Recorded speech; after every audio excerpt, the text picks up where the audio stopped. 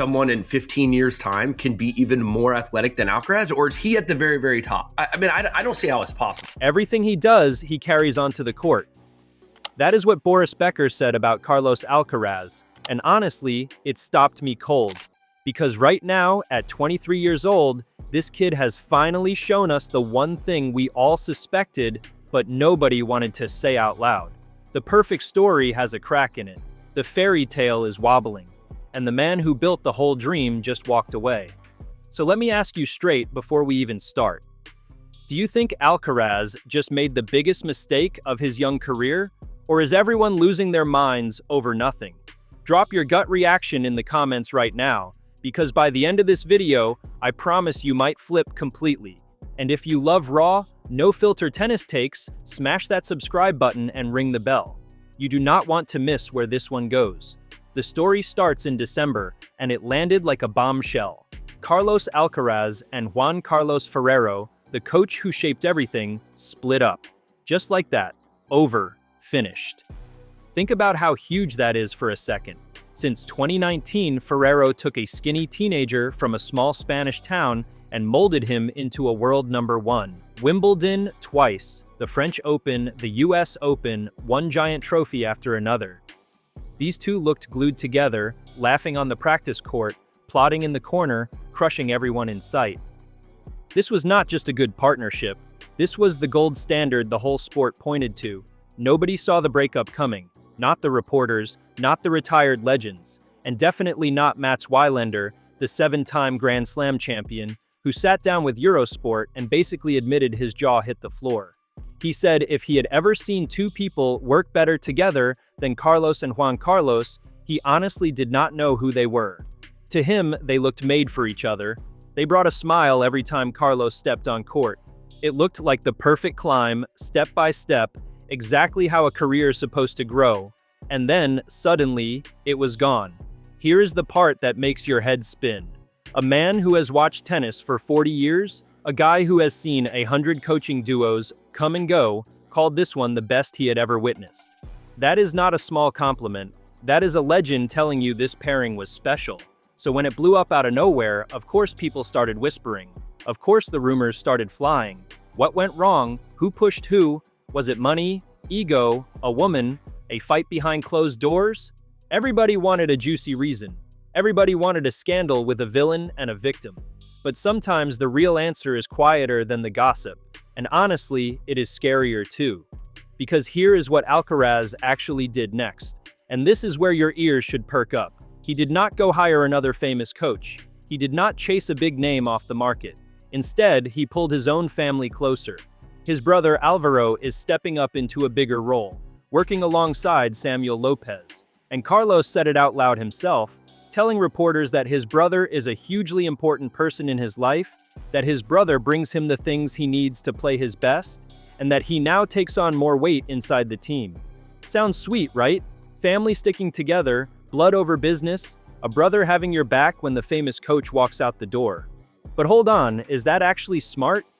Or is that the exact moment we all should have started worrying? Wilander did not just express shock and move on. He dropped a warning, and he did it carefully, like a man who knows he is about to poke a hornet's nest of angry fans. First, he calmed everyone down. He made it clear that Ferrero leaving will not hurt Alcaraz in the big on-court moments. Picture it. Third set, 3 games all, 15-30, one massive point coming up. Wilander says that in that exact heartbeat, the missing coach means almost nothing. Why? Because Carlos makes his own calls out there. He is not a robot waiting for orders from the box. At the highest level, when the pressure is boiling, the champion decides for himself. Fair enough. That part sounds like good news. But then Wilander pivoted and the whole mood changed. The danger, he explained, is not the match. The danger is the day, the breakfast, the dinner, the warm-up, the long, boring hours between the cameras when nobody's watching. Ferrero was in all of those moments, every single day for years. He was the steady adult in the room. And now that steady voice is gone, replaced by the people who love Carlos the most in the world. Here is why that matters, and stay with me, because this is the heart of it. Ferrero was more than a tennis brain. He was the buffer. He stood between Carlos and his family. When emotions ran hot, when a parent wanted to say something in a tense moment, Ferrero was the Grand Slam champion who could step in and say calmly, "I have been here, I know this feeling, do it my way." He could overrule the emotional stuff because he had the trophies to back it up. He had the authority nobody could argue with. Now think about what happens when that buffer disappears. The Alcaraz family's beautiful, and I mean that. His father put a racket in his hand and coached at the local club. His mother is always in the stands. His brother travels the world with him. That closeness is genuinely lovely, and it is a big reason this kid stayed grounded while fame tried to swallow him whole. But love and coaching are not the same job, and when they get mixed together, tennis history is packed with wreckage. Because here is the ugly truth about family in the box. The lines blur. Emotions start winning arguments that logic should win. Hard decisions get dodged because nobody wants to upset the people they eat dinner with.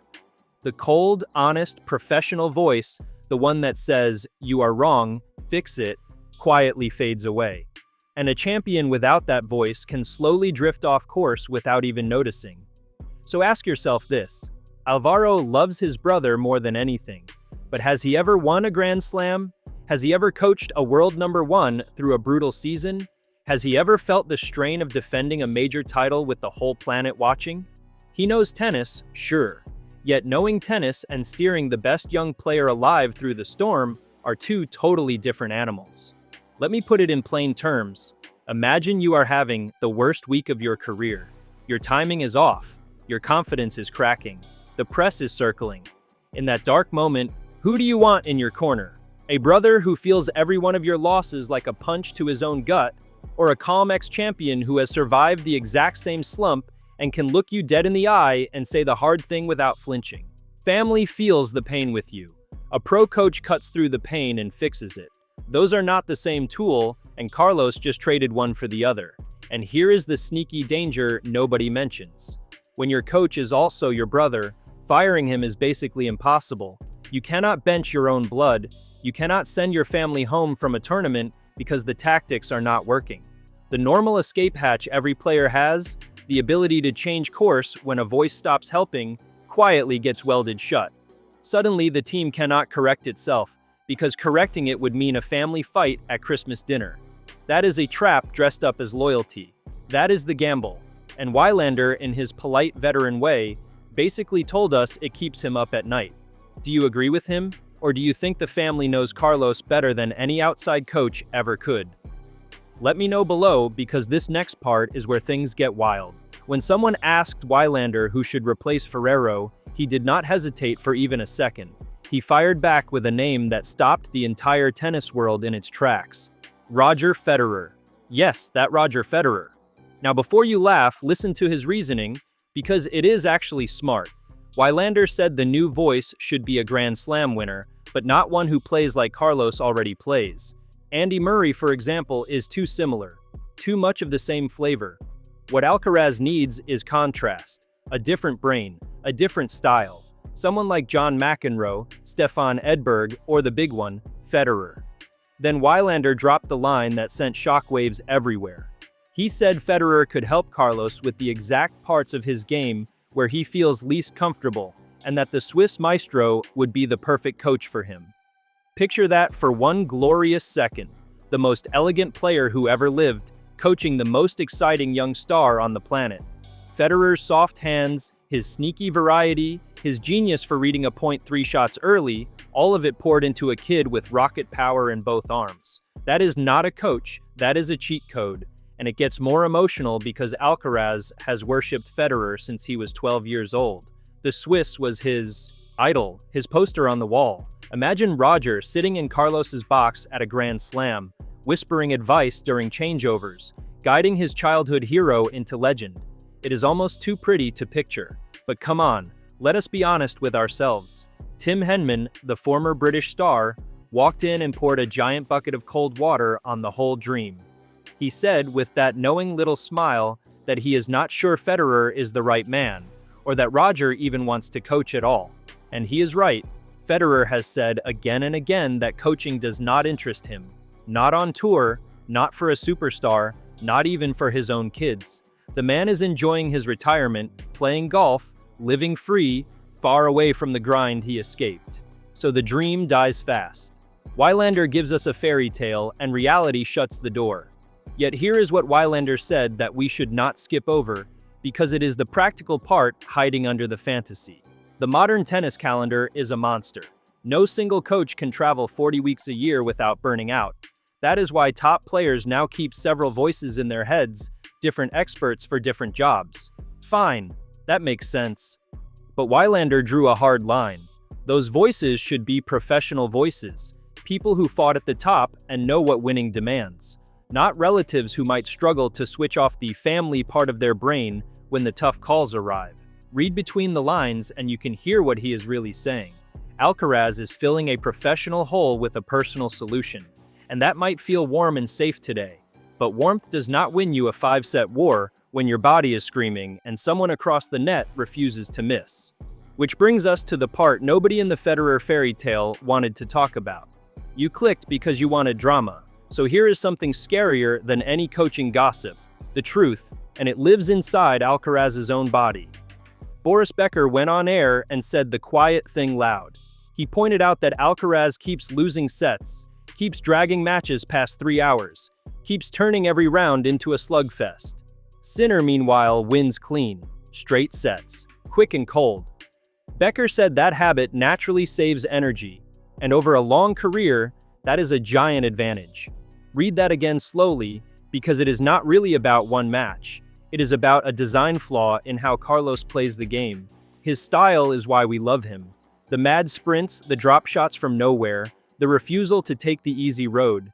That chaos filled stadiums and won him 7 Grand Slam titles before he could legally rent a car in some countries.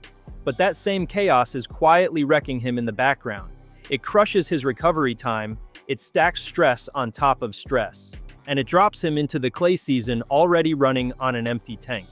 Now here is the pattern, and once you see it, you cannot unsee it. Every single clay season of his career, he has broken down. In 2024, a forearm problem wiped out his Monte Carlo and Barcelona runs. In 2025, he limped through the Barcelona final with an injury, then pulled out of Madrid days later. And in 2026, a wrist injury knocked him out of Barcelona and Madrid back-to-back, with his arm in a cast. Different body part, same sad story, year after year after year. Bad luck happens once, maybe twice, but this is not luck. This is a system producing the same result on schedule.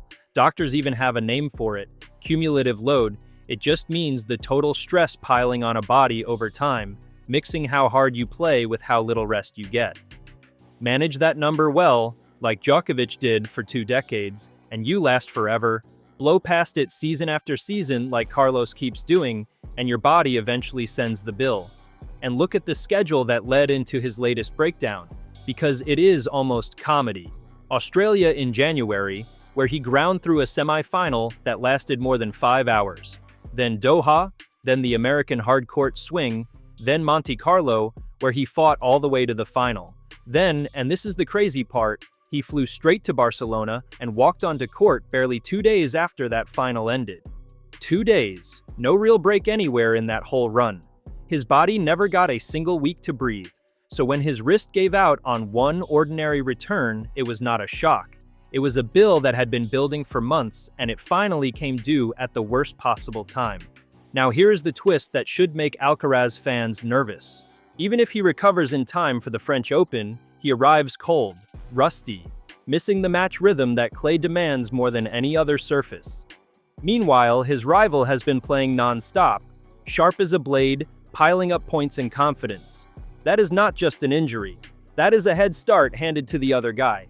And here is the brutal contrast. While Alcaraz sat at home icing his wrist, Jannik Sinner was busy stacking titles, winning Indian Wells, Miami, and Monte Carlo in a row, barely breaking a sweat. No injury scares, no drama, just a machine humming along. Why? Because back in 2024, Sinner rebuilt his team around one goal: staying healthy.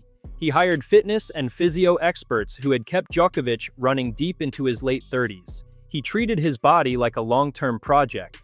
Alcaraz did the opposite. He tore up his team, lost his professional anchor, and handed more control to family. See how the two stories suddenly rhyme? One player is building a fortress around his body and his mind. The other is trusting love to do a professional's job. And lurking behind all of it is one terrifying name: Rafael Nadal. The greatest fighter the sport ever saw, a man whose ferocious style won 22 majors and then slowly destroyed his own body until the injuries became the whole story. Talent was never Rafa's problem. His body was. That is the ghost hovering over every conversation about Carlos. Now, not everyone is panicking. Rick Maxey, the coach who shaped the Williams sisters, pushed back hard. His take is simple. If you do not play enough, you actually get injured more, and injuries are just part of elite sport. That is fair. Not every setback is a disaster, but it does not explain a pattern this clean, repeating 5 clay seasons straight. When the same thing keeps happening on cue, something in the machine is producing it. So this is the reveal. Not a secret girlfriend, not a locker room feud. The thing we all quietly suspected is that Alcaraz's greatest strength, his wild all-out style, plus a support team now built on family instead of hardened pros, might be the exact combination that shortens his run at the top. The talent is untouchable. The head-to-head with Sinner sits at 11-7 in Carlos's favor, so the gift is obvious. The real question was never about talent. It was always about the body and the people around it. And at 23, with a cast on his wrist and his brother in the box, Carlos just showed us the answer. So where does that leave us? A broken partnership, a family gamble, a body waving red flags, and a rival quietly building something that lasts. Here is my honest question for you, and I really want to know. Did Carlos Alcaraz just protect his happiness by trusting family? Or did he throw away the one professional voice that could have saved his career? Is Wilander a genius, or is he overreacting? Drop your final verdict in the comments right now. Tell me exactly where you stand. And make sure you are subscribed with that bell on, because when Carlos makes his return, this channel will have the breakdown before anyone else does. This story is far from over.